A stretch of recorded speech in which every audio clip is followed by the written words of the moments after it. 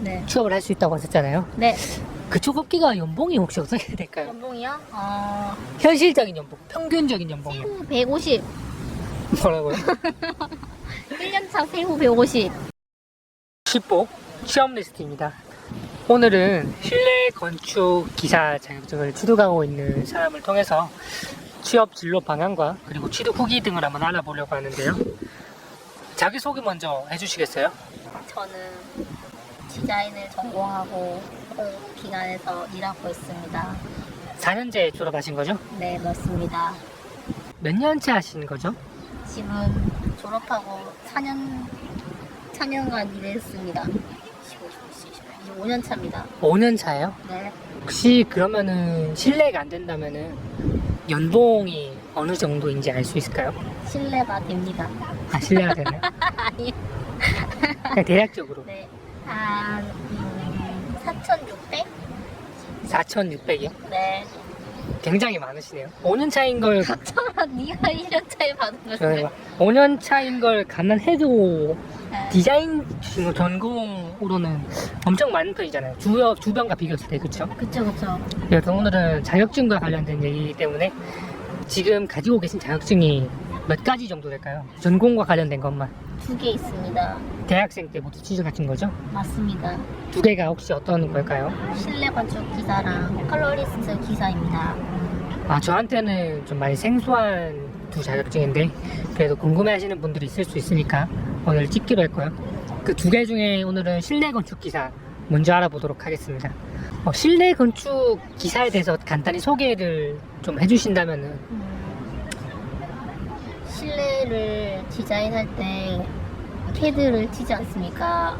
그쵸? 2D 캐드 어떻게든 말씀하시는 거죠? 네.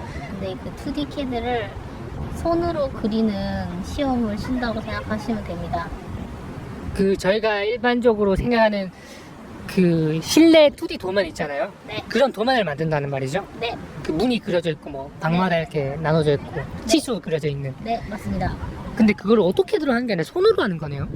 이 시험은 손으로 하는 시험입니다. 혹시 필기 시험은 과목이 어떤 게 있죠? 필기 시험은 5개 있습니다. 뭐 법과 관련된 것도 있고요. 구조랑 관련된 것도 있고요. 그냥 뭔가 좀 평범한 그냥 뭔가 그 실내 계획과 관련된 뭐 그런 것들이 크게 있습니다. 혹시 그러면은 이 자격증을 따게 된 계기가 어떻게 되시죠? 이게 공공기관에 취업을 하면은 기사 자격증이 가산점이 붙거든요. 그래서 따면은 널리 유용하게 쓰이고 또 아무래도 그냥 졸업한 학생들보다는 이 국가 인증 자격증이 있으면 더 유리해요. 아, 그 취업을 위해서. 그쵸, 그때 취업을 따신 위해서죠. 거네요? 취업을 위해서 딴 거죠. 그리고 또 제 전공이랑 이 실내 건축이랑은 좀 달라서 다르기 때문에 이제 이거랑 관련된 일을 하고 싶으면 따는 게 좋죠. 이게 영상을 올리다 보면 많은 분들이 궁금해하는 게 네. 두 전공이 뭐였냐거든요. 디자인입니다. 디자인도 여러 종류잖아요. 산업 디자인입니다. 아, 산업 디자인요? 네. 산업 디자인인데 실내 건축 쪽을 하고 싶으셔서 기사 자격증을 취득하신 거죠? 그쵸. 두 개가 좀 다르니까. 그리고 지금은 그것과 관련된 업무도 하고 있고요. 네. 연봉도 높으면서. 네. 독학 가셨어요? 아니면은 학원 다녔습니다.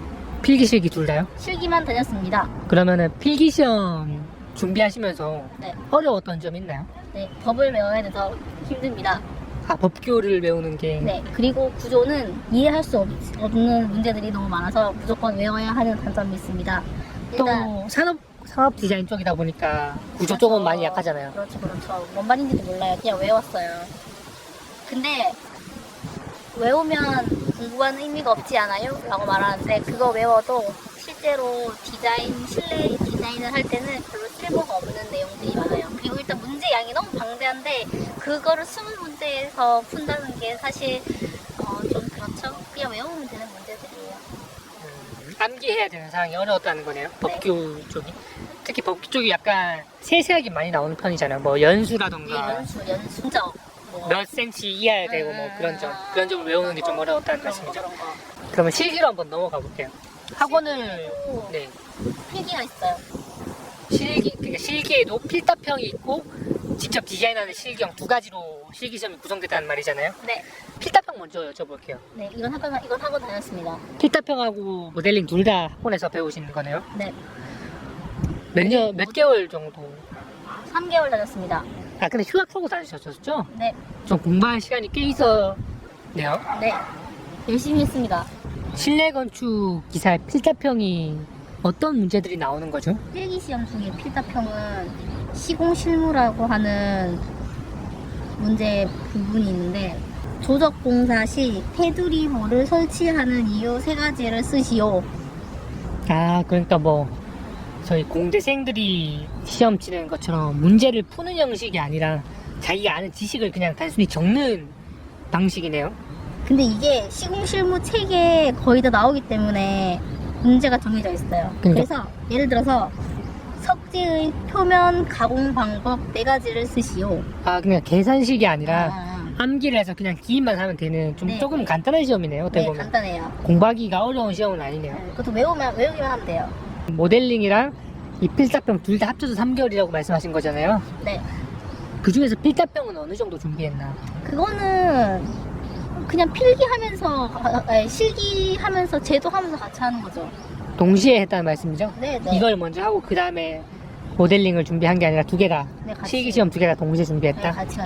틈틈이. 틈틈이. 필답형 준비하면서 좀 어려웠던 점 있나요? 그냥 외우는 게 너무 많다. 아, 외우는 게 많았다. 네네, 외워야 돼요. 4가지 그러면 4가지 다 외워야 돼요. 5가지 그러면 5가지 다 외워야 돼요.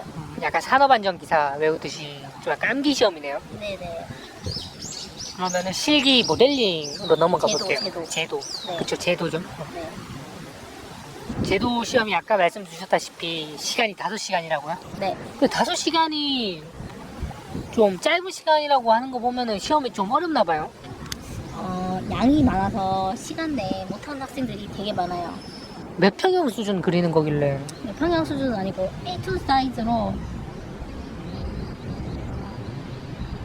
4장. 내자라는 게 4장. 4장이요? 네, A2. 한번한 거 4장. 그러니까 문제가 어떤 식으로 나오는 거죠? 도면을 주면서 자동차 판매장을 그리시오 하면서 자동차는 안에 4대가 들어가야 되고 사무실은 4명이 사용해야 된다. 뭐 이런 이제 제한되는 그런 것들 있죠. 그냥 제한되는 조건을 주고 그 주고 조건에 맞춰서 넣어야 되는 거죠. 정보가 그 정도 끝이에요. 그리고 뭐 예를 들어서 손님용 테이블 몇 개 이런 식으로 이렇게 그 수량 같은 것들이 이렇게 나열되어 있어요. 근데 말씀 주신 것만 들어보면은 그 시험자들의 도면이 엄청 많이 다를 것 같네요. 네. 서로.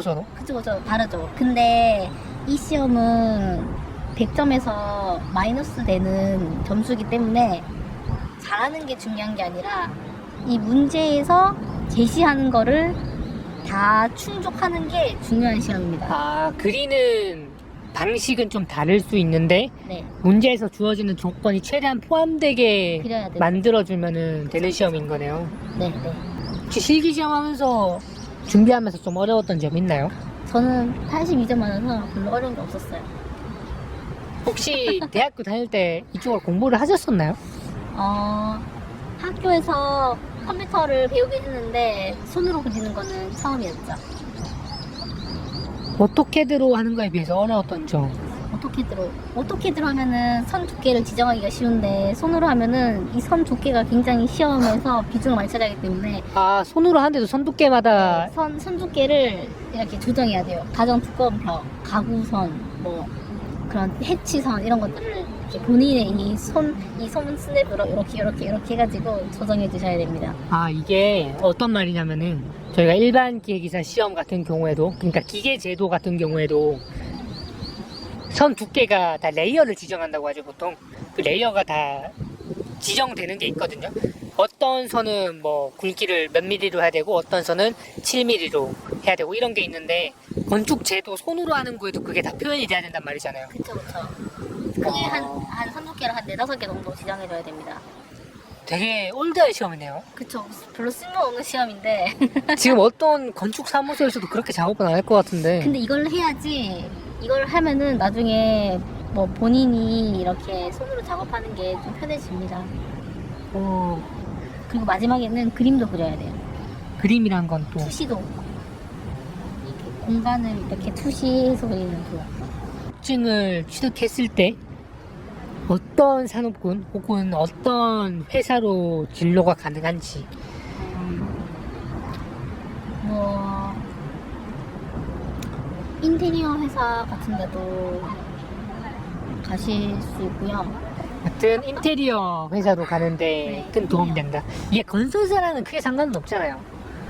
그쵸. 건설사는 딱히. 건설사는 건축기사죠. 그치. 이건 말 그대로 실내 건축기사. 그쵸. 인테리어 쪽 얘기하는 거고. 혹시 그쪽 인테리어 업체 쪽에서도 대기업이라는 게 있을까요? 많은 분들이 좀 아셨으면 좋겠는 아셨으면 좋겠는 기업, 추천하시는 기업. 나 추천 안 하는데. 오케이. 돈 많이 주는 기업. 돈 많이 주는. 그나마. 그 뭐 검색해보면 그 뭐 순위가 쭈루룩 뜨던데. 네. 취업을 할 수 있다고 하셨잖아요. 네. 그쪽 업계가 연봉이 혹시 어떻게 될까요? 연봉이요? 현실적인 연봉, 평균적인 연봉이요. 세후 150. 뭐라고요? 1년차 세후 150. 중식, 석식, 조식 포함. 150이라고요, 세후? 네, 150. 본인도 처음에 들어갔을 땐 그렇게 받으셨던 거죠? 이직하기 전에. 아니요, 저 151만 원 받았는데요.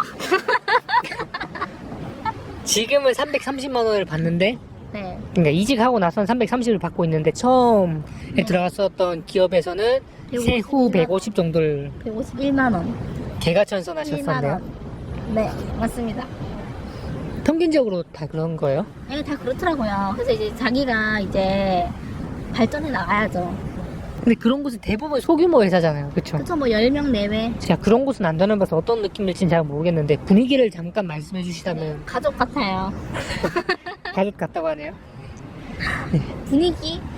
분위기는 뭐 그냥 뭐 회사죠, 회사. 그냥 회사 딱 하면은 아 이놈 새끼들 오늘 한 대씩 다 좁히고 싶다.